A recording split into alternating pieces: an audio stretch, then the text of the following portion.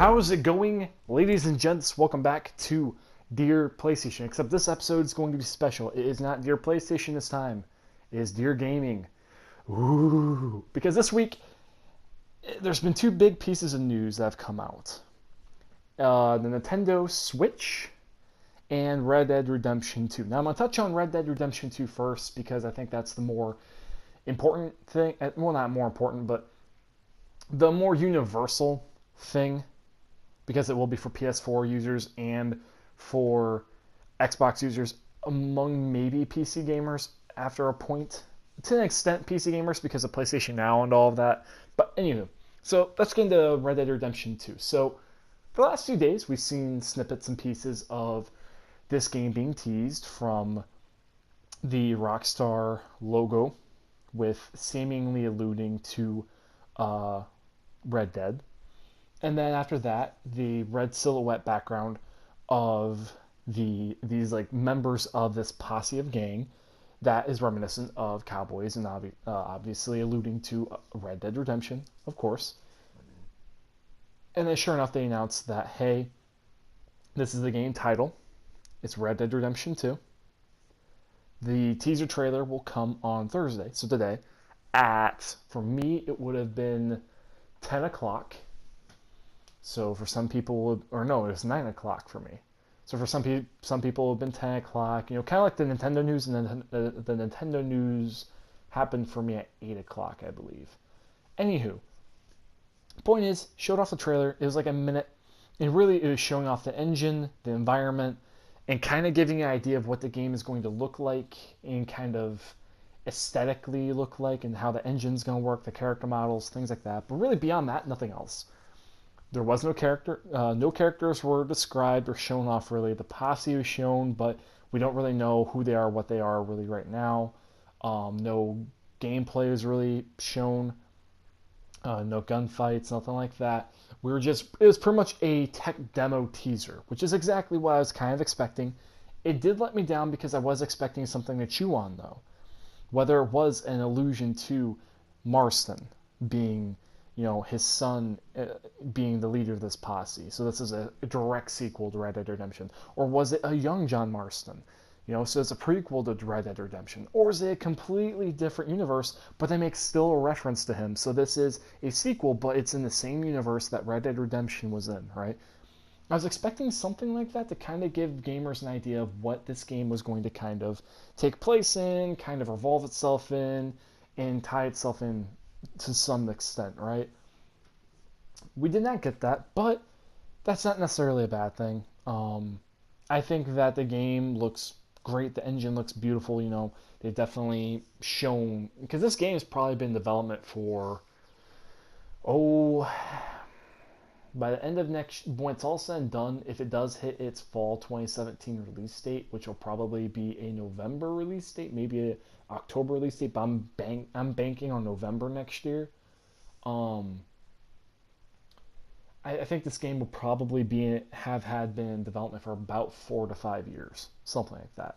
Because I'm pretty sure, that's what I'd wager as. So this game has probably about a year left, roughly a year left, a little over a year maybe, right around that window.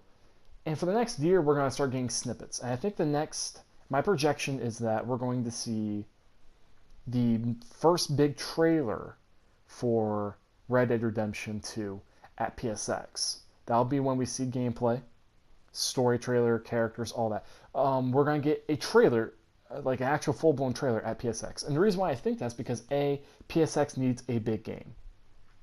They can't really show off Horizon too much, because Horizon will be in February, and we already know what Horizon is. We've seen enough of it, right? It won't be God of War will be there, but I think God of War is going to be in a more of like here's another look at another section of the game, but it's not going to be too much more because we don't want to blow the game too much out of the water, right? Kind of like I think Days Gone might be shown off there, along with Detroit Almost Human. Both those games will be shown off again at PSX, but they won't be shown off in a huge extent. I think Detroit is going to get an actual gameplay reveal of like, this is how the game is going to play, how it looks when you're actually playing, this is what it is. Um, God of War's going to get a different look at a different area and kind of show you a little bit more of the dynamic of the sun and Kratos a little bit. It's not going to be too much. I would wager like 5-6 minutes of a demo. Kind of the same thing with Detroit Almost Human. And Days Gone is going to get another look, probably a nighttime demo, which would be really, really nice. And it'll kind of show off stealth mechanics, I think, maybe, along with a little bit more of the story and the world that you're involved in. On top of that, we might hear about Wild at PSX and a couple other games that have been kind of absent for a while. Wild, I wouldn't bank on it, though, because I think that game is going to be best served to itself to disappear for quite a while and kind of just do its own thing, incubate for a while, because that game is at least a year away. I'm banking that game at 2018, so it's 2 years away. So the reason why I bring up PSX, though, and revolving into Red Dead Redemption 2, though, is because that would be a big, like, moment for PSX. Because PSX last year had Paragon, which was meh, and it had Ni no Kuni 2, which people were like, fuck yes. It was weird because the show had like really big pieces with like Final Fantasy 7 remake, and it had Final Fantasy 15, and it had Ni no Kuni 2 and Gravity Rush 2 and a bunch of great RPGs and really a great lineup of games being shown off. But the pacing in the middle got a little meh, and the ending was pretty bad, landing on Paragon of all games. Like, it was just a weird ending. So I think this conference, they need something to end strong on, and that would be Red Dead Redemption 2, because God of War, Detroit, all the other PlayStation exclusives, they're going to be in the meat of the show, right? They're going to be in the middle and at the start. Like, the show is going to be booked with Vita stuff, what the PS3 is going to look like, showing off Pro, talking about Pro, blah, blah, blah, blah, blah, right? So I've talked enough about PSX and what Red Dead Redemption 2 is going to be involved in that. My only fear for Red Dead Redemption 2 right now is that I'm hoping that it avoids this current status quo. And Colin Moriarty pointed it out in PS I Love You, this recent episode this week, that a lot of games are kind of going towards this weird, kind of almost always online, where you're never really alone even though you're playing solo mode. The Division did it, Destiny does it, a lot of games do it, and it's just, I'd hate for Grand Theft Auto to do that. And I'm thinking it's not going to, because Red Dead Redemption or Red Dead Online is a thing, so it's going to separate the multiplayer from the single player, and the single player should be by itself. But there's also still concern with this whole this posse system of bringing the consideration of, well, is that the co-op? Are you always online, or is it more like it's AI, but it's drop in, drop out AI that you could join in at any time with your friend, and you'll just take over one of the posse members? Or is it going to be like Grand Theft Auto 5, where these are all controllable characters, and you just pop into each one whenever you want? Personally, I would like the second one more. Having the drop in, drop out co-op kind of mechanic would be freaking sweet whenever you want. But that's my personal opinion. So as of right now, there's not really much to speculate on. From what it looks like, the engine looks beautiful. I am a little concerned about the multiplayer and like how the co-op will work and like the posse system and all that, but it's all preliminary. We don't know, so I'm not going to say that I'm really worried about this game. I'm not. It's just kind of like looking at it, it's healthy skepticism of being like, well, hopefully it's not this way. We'll find out when it comes to that time, though. So now getting on to the final topic, I've talked enough about PSX and Red Dead Redemption. Let's get into Nintendo Switch. And this won't be too long of a segment either, because there is just not enough information about the Switch right now, but there is enough to talk about it at a pretty good length, I think. So number one, it is confirmed it is a hybrid tablet, handheld on the go, while also being a home console.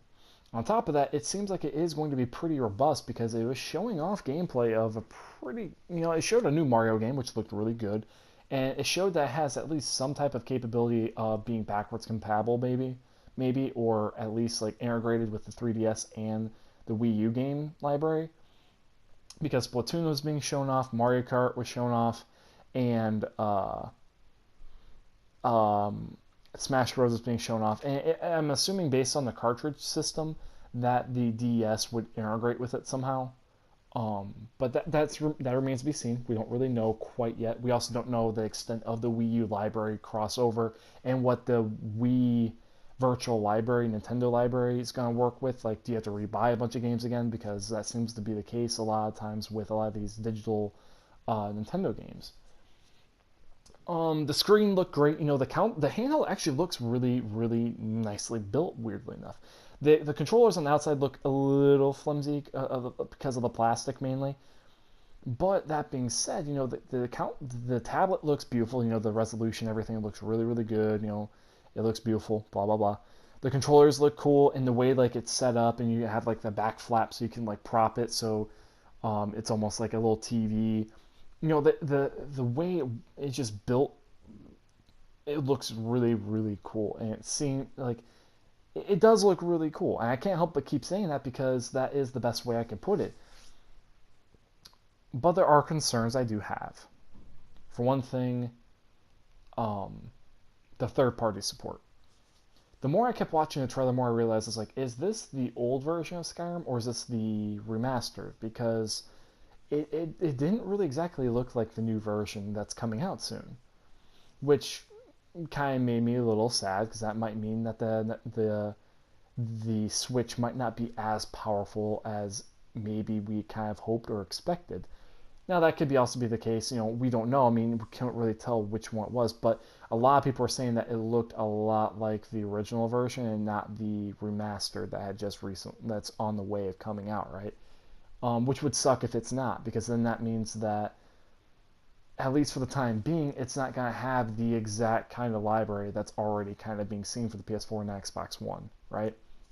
Which, granted, it doesn't necessarily have to play all the same games. I mean, the Nintendo franchises have proven to keep the Nintendo life cycle of consoles and handhelds somewhat alive.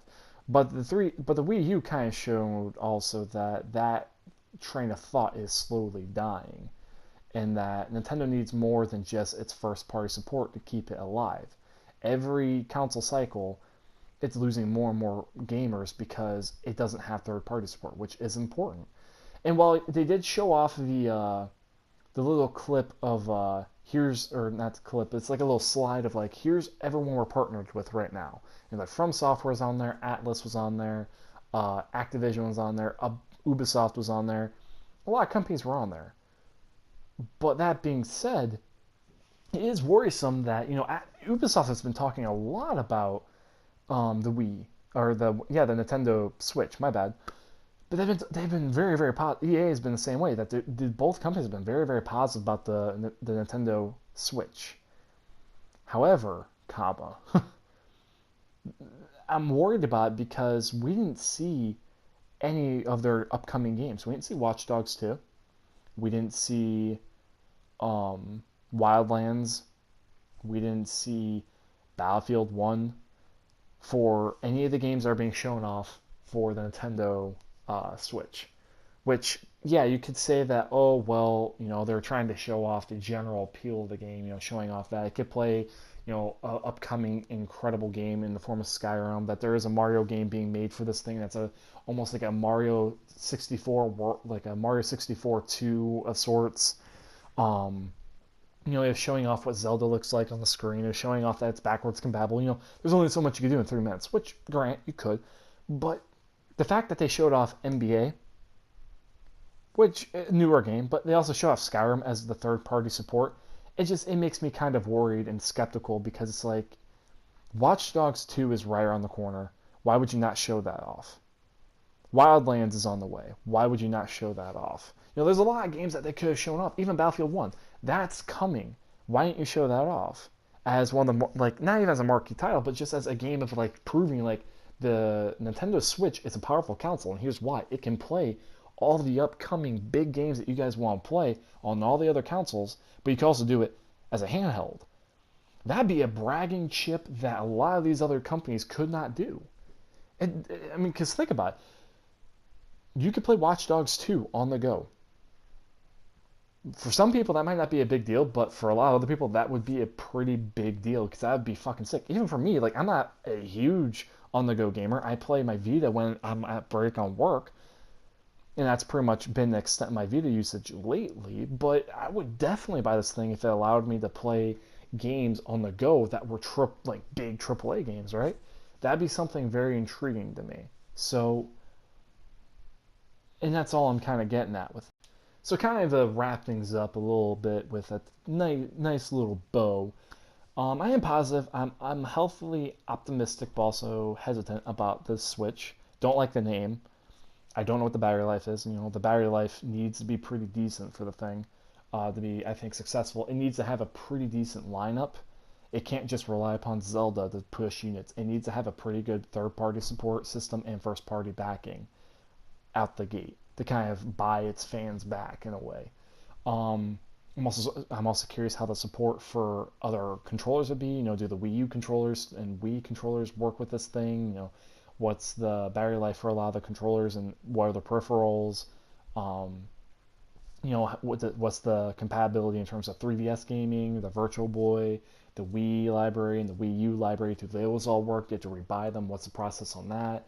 Um, and lastly, can you is it work exactly like a tablet where you can stream Netflix on the go with this thing? Does it do a lot of things like that? Can you watch Twitch? Can you do Hulu? Blah blah blah. But also another big one is, can it do 4K streaming? Can it do what kind of streaming capabilities does it have in terms of the 4K environment? Does it project at 4K when it's hooked into the console? Does it have the ability to eventually do that, if it can, to a 4K TV? Like, what's the upres if you have a 4K TV? Because that is something that's going to be important going forward. What is the specs in terms of the power? What can it do? What can it perform?